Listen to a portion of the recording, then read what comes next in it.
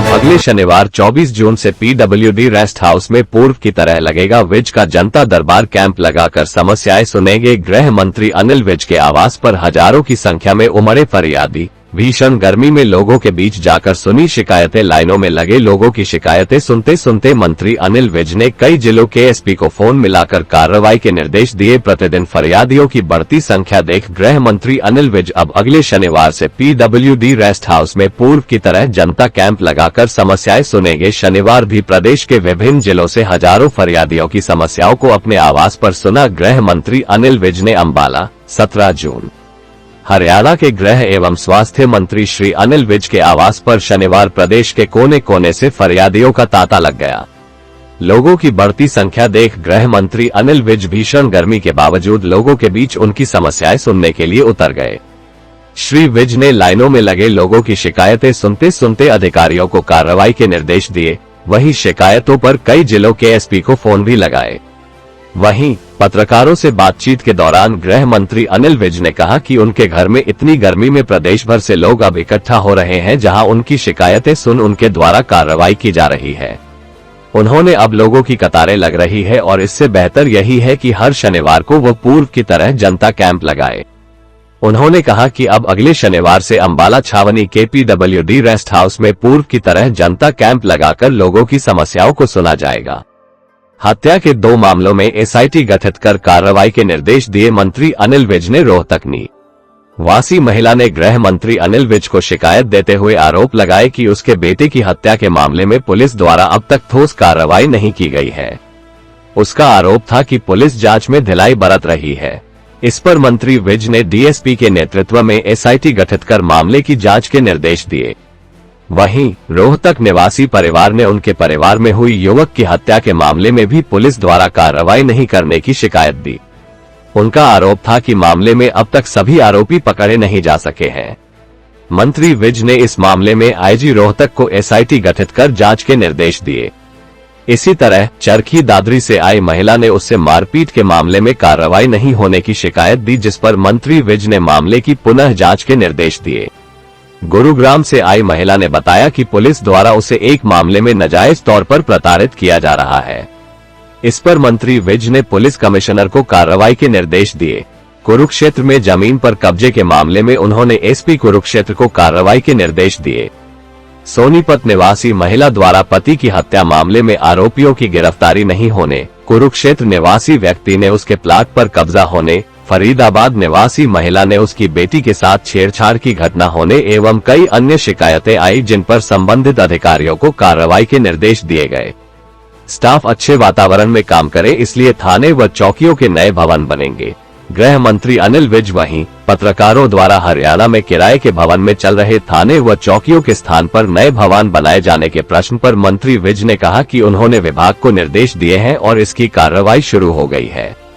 जितने थाने और चौकियां किराए के भवन पर है, उनके स्थान पर नई भूमि लेकर वहां नए थाने व चौकियों के भवन बनाए जाएंगे, ताकि अच्छे वातावरण में बैठकर स्टाफ काम कर सके।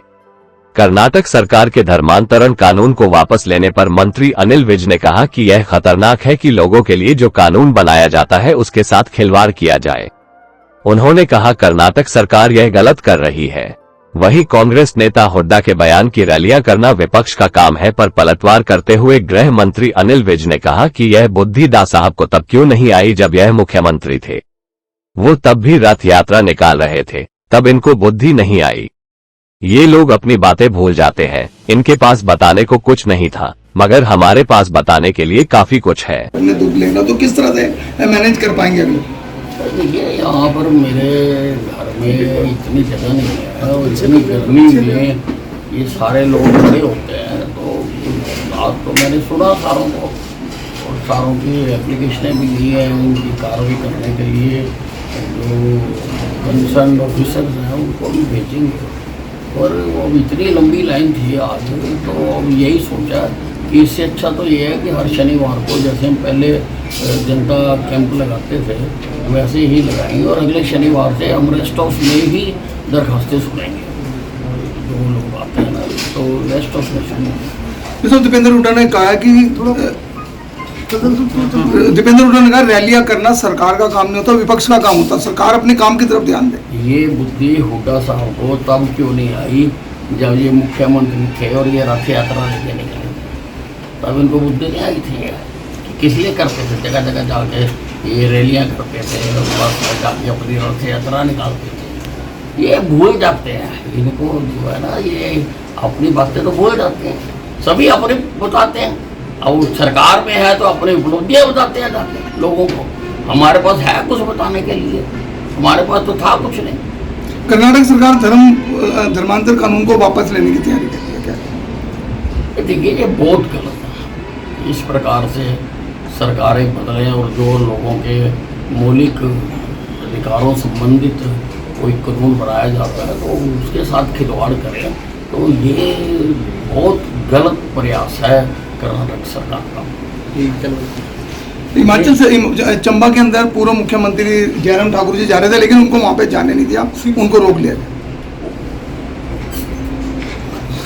हिमाचल में जो कांग्रेस की सरकार है वो वहाँ पर न्याय देने में पूरी तरह से असफल नजर आ रही है और वो इसी में ही अपनी जो जीत समझ रहे हैं कि हमने पूर्व मुख्यमंत्री को या अपोजिट पार्टी को हमने सच्चाई की गहराई तक जाने नहीं दिया, तो ये गलत है।